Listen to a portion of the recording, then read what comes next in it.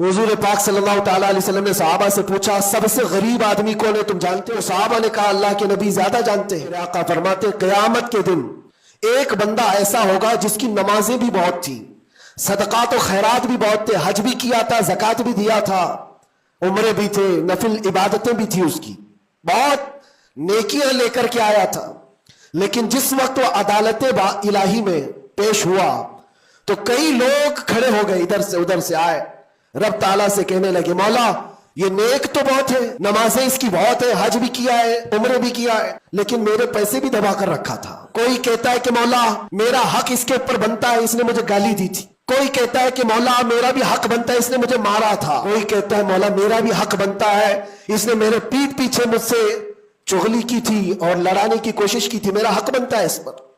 तो ये सारे हक तलब करने वाले बंदे खड़े हो जाएंगे। अल्लाह ताला फरमाता है, तुम लोगों को इससे क्या चाहिए? सारे बंदे कहते हैं, मौला हम तो गुनहगार हैं, नेकियों की कमी है, इसके पास नेकियां ज्यादा, इसकी नेकियां हमें दिला दे। अब अदालत इलाही का ये फैसला सुनो, अल्लाह फरिश्तों को हुक्म देता है, इसके पास जितनी नेकियां हैं वो इन सब में तकसीम करो। जब फरिश्ते इसकी नेकियां निकाल निकाल कर तकसीम कर रहे थे, नेकियां इसकी पूरी खत्म हो गई, हकदारों का भी हक पूरा हुआ नहीं। वो कहने लगे, मौला हमारा भी हक है इसके ऊपर। अल्लाह ताला फरमाता है, अब उसके पास तो नेकियां पूरी खत्म हो गई, तुम चाहते क्या हो? वो गुनहगार थे, वो कहते, मौला हम ये चाहते हैं कि हमारे गुनाह उठा करके उस पर डाल दे, हमारा बोझ तो कम हो जाए। हुक्म होगा रब ताला का कि इसके ऊपर उनका हक बनता है, लिहाजा उनके गुनाह उठा उठा करके इसके ऊपर डालो। हदीस पाक में मेरे आका फरमाते, लेके तो चला था बहुत सारी नेकियां, लेकिन वहां सब बट गई, उल्टा दूसरों के गुनाह अपने सर पर ले लिया और सीधे उसको फरिश्ते जहन्नम में लेकर जाते हैं। ये क़यामत के दिन का